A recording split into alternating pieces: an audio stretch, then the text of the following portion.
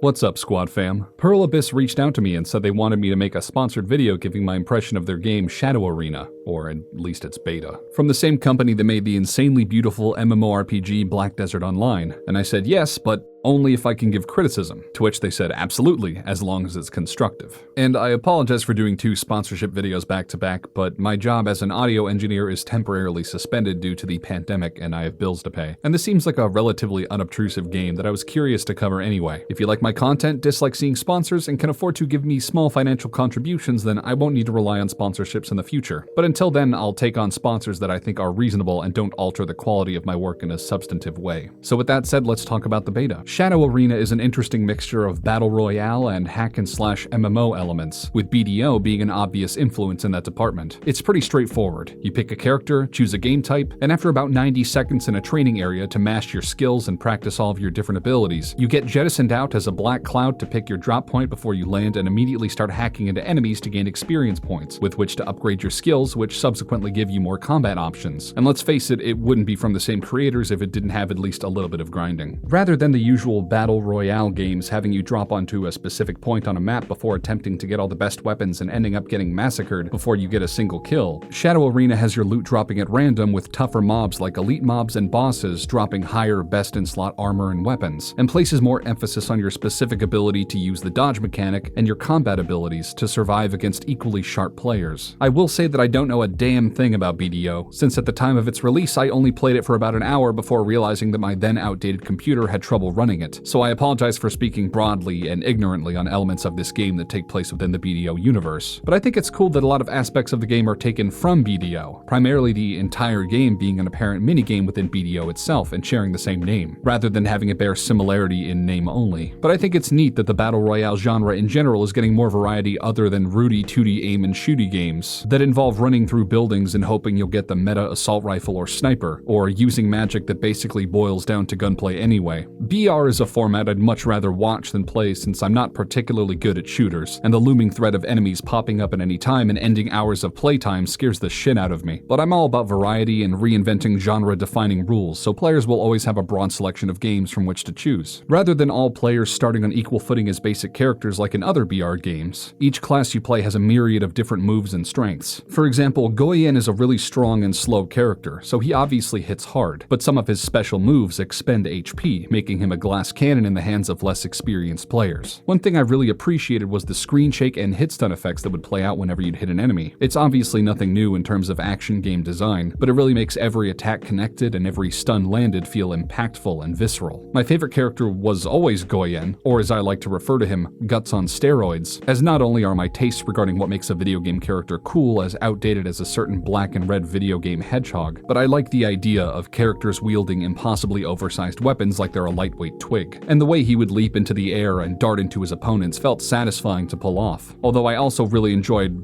Bedowl the Golden's gameplay style, which had me feeling some Azura's Wrath level of satisfying melee combat as I smashed into enemies and sent them flying before grabbing them and delivering powerful punches. The only character I didn't really enjoy was Heroine, since it seems like adding spells to a game with a lot of combo-breaking stuns and interruptions sounds like a lesson in frustration. But of all the characters I played, they all felt like they had their unique weaknesses and strengths, even though I think some characters could use some balancing to prevent the entire game from being overpopulated with a million people playing the popular Kunoichi Haru. Weapons and armor are handled by pressing the G key every time you get superior equipment from enemies and opposing players, which I think was a welcome change from other battle royale games requiring you to stop everything and loot a corpse, while making sure to strafe in place as to not immediately get headshot. I can see people finding it a little bit brainless to not have any sort of personal choice in the matter, but seeing as every character has the same weapon and moves regardless of which specific piece of equipment you're using, it really just boils down to a numbers game. And I think this was the best decision they could have made, to keep the emphasis on fast action. The character models look interesting and stand out from a distance. You always know when a magic user is nearby when you see their hood, and you know when a heavy hitter is on the prowl based solely on their hulking posture. The environments are quite beautiful and detailed, which can unfortunately be a detriment when trying to focus on enemy players that move frequently amidst other obstacles and enemies, but apparently turning down the quality a la PUBG makes this less of an issue, as enemies will visually pop out more as a result. I spent most of my time playing against bots because I'm pretty bad at PvP, and I just wanted to get a gist of how the game plays without getting cut down in 5 minutes. But when I did play PvP, I made sure to invite my friend Proxidus, who always makes games more interesting.